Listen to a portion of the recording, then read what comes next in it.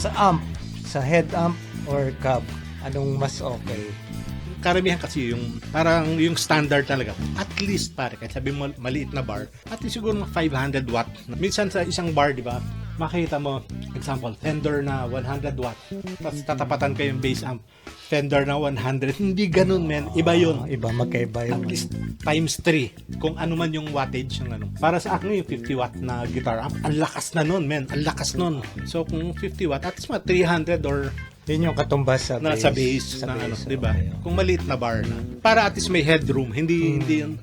Tutodo. Pag wala na. Wala ka na. Basag na yung Oo, tunog. basag na yung Iba ano. na yung tone din. Tapos depende din yung kung paano ka dumiskarte. Pag alam mong dito ubra yung amp, meron ako dito, may XLR ako. Direct. Diretso na yan. So malaking tulong yun.